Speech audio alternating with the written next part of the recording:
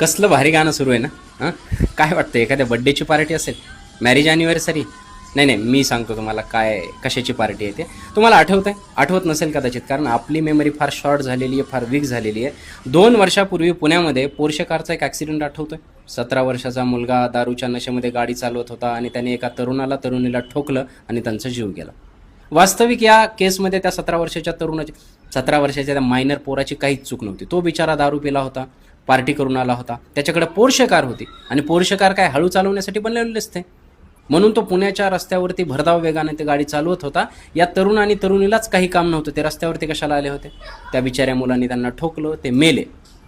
बरं, हा मायनर आहे, याला काही आपण शिक्षा करू शकत नाही. मग आपण याच्याकडून छान निबंध लिहून घेतला की अपघात स्थळावरून असं पळून जायचं नसतं बाळा, अशा पद्धतीचा एक निबंध लिहून घेतला आणि मग त्याला सोडून दिलं. याच्या आईवडिलांनी तिथे एव्हिडन्सेस टेम्पर केले, रक्ताचे नमुने बदलले आणि त्या गुन्ह्यामध्ये हे त्याचे आईवडील 22 महिने जेलमध्ये होते आणि आज 22 महिन्याच्या नंतर त्यांना जामीन मिळाला आणि ते घरी आले. त्याच्यानंतर सुरू असलेली ही पार्टी आहे. पार्टी बघा, ज्या पद्धतीनं ही लोक नाचतायत त्यात तो मुलगासुद्धा दिसतोय, त्याची पाठ थोपटली जाते. तिथे जे ते नवरा बायको आहेत, अग्रवाल दाम्पत्य, त्यांच्या गळ्यात पैशांचे हार आहेत, चेहऱ्यावरती माज आहे.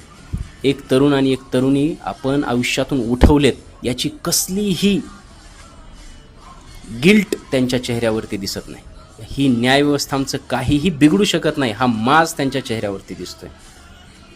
तुम्ही जर गरीब आहात ना, तर तुम्हाला कधीही कुणीही कुठेही रस्त्यावरती ठोकून जाईल, तुम्ही कुत्र्याची मौत मराल. आणि तुम्ही जर श्रीमंत असाल ना, तर ही कायदेव्यवस्था, ही व्यवस्था तुमची गुलाम आहे, गुलाम नाही रखेल आहे असं म्हणायला हरकत नाही. तुम्ही आम्ही जगा मरा काही फरक पडत नाही.